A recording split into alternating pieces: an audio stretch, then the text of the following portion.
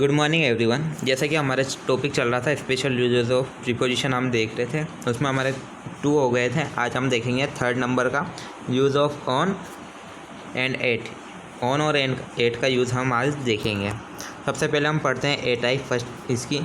On is use to express time before a special day और date. यानी कि on का यूज़ तब किया जाता है जब हमें किसी स्पेशल डे को व्यक्त करना हो या स्पेशल डेट को व्यक्त करना हो, इनका टाइम व्यक्त किया जाए, वहाँ इसका यूज़ किया जाएगा। जैसे कि कुछ एग्जांपल दिया गया है, we shall leave for Delhi on Sunday, यानी कि हम रविवार को दिल्ली के लिए रवाना होंगे।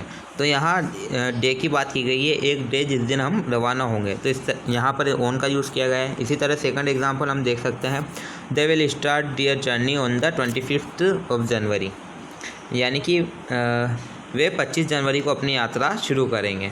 तो यहाँ एक डेट पहले से ही तय कर ली गई है, एक स्पेशल डेट हो जाती है कि भाई मैं 25 जनवरी को, जैसे कि वो 25 जनवरी को अपनी यात्रा शुरू करेंगे। तो इस तरह के अगर कहीं सेंटेंस आ जाए तो वहाँ ऑन का यूज़ किया जाएगा। उसके बाद एट का देखते हैं, but it is used instead of on before a particular point of time, clock time.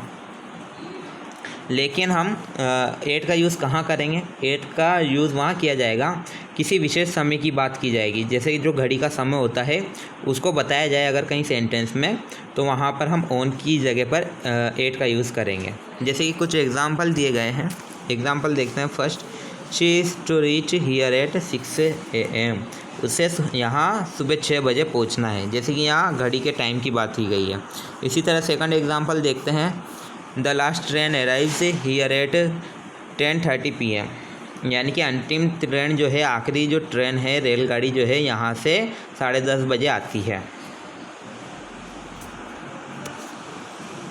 तो इन एग्जांपल्स में हम देख सकते हैं कि इसमें घड़ी के जो एक निश्चित समय की बात की गई है, तो यहाँ पर हमने एट का यूज़ किया गया है। उसके बाद बी टाइप देखते हैं हम, on is use to express the situation of touching the upper surface point of a thing, यानी कि ऑन का यूज़ और कहाँ किया जाता है? वहाँ पर जहाँ हम देख सकते हैं कि किसी चीज़ की ऊपरी सतह जो होती है उसको छूने की स्थिति को व्यक्त करना हो। But it is use in reference of being present anywhere around a place. लेकिन एट का यूज़ हम कहाँ करेंगे? एट का यूज़ हम वहाँ करेंगे ऐसी जगह के आसपास कहीं भी मौजूद होने के संदर्भ में उपयोग किया जाता है, यानी कि एट का यूज़ वहाँ कर सकते हैं जहाँ ऐसी जगह जहाँ पर वो मौजूद हो, वहाँ हम एट का यूज़ कर सकते हैं। जैसे कि हम एग्जांपल देखेंगे।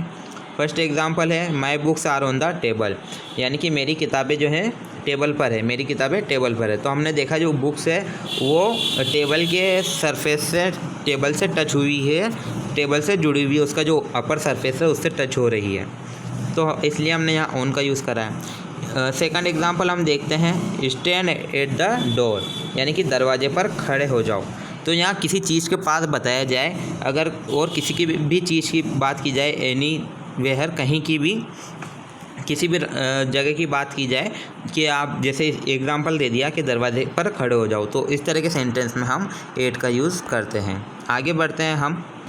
नेक्स्ट लास्ट है आपका नंबर 4, इनटू और आउट ऑफ का यूज़ कहाँ किया जाता है, यानी कि इनटू का यूज़ और कहाँ करेंगे हम, और आउट ऑफ का यूज़ कहाँ करेंगे। Both this preposition are antonyms of each other, यानी कि ये जो प्रीपोजिशन है, ये जो दोनों प्रीपोजिशन है, ये दोनों एक दूसरे के विलोम है, एक दूसरे के क्या है, विलोम है, एक दूसरे के उल्टे हैं। जैसे कि हम देख सकते हैं, इनटू का यूज़ कहाँ करते हैं? To indicate a movement inside something.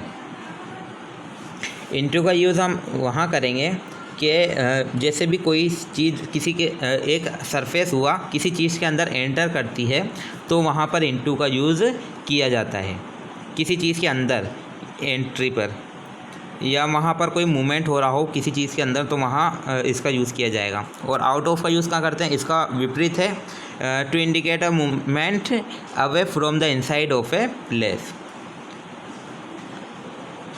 इसका यूज़ वहाँ किया जाता है जब किसी चीज़ के अंदर से बाहर आया जाए, बाहर की तरफ मूवमेंट हो, तो वहाँ आउट ऑफ का यूज़ किया जाएगा। जैसे कि यहाँ एग्जांपल दिया गया है, the boy fail into the river, यानी कि लड़का जो है नदी में गिर गया। तो लड़का नदी में गिरा है तो उसने नदी के अंदर एंटर किया है, मूवमेंट नदी के अंदर हो रही है। तो इस तरीके से हमने यहाँ इनटू का यूज़ किया। सेकंड एग्जांपल जैसे ही हम देखेंगे, the boy come out of the river, यानी कि लड़का नदी से बाहर आया, तो उसने मूवमेंट बाहर की तरफ किया है, तो यहाँ हमने आउट का यूज़ किया है। इसी तरह एग्जांपल और देख लें एक और, कि the teacher came into the class, यानी कि शिक्षक जो है कक्षा में आया।